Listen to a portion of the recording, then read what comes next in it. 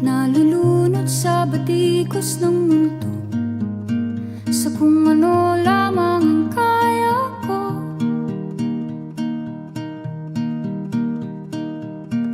Bigang-biga na sa mga problemang di masolusyonan agad, parang wala nang bukas.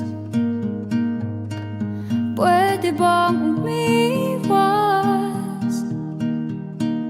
Hinahanap ang sarili, ngunit di nakakayanan sa ligaw na dinadaanan ko. Saan na to patungo? Saan ako patungo? Dahan-dahan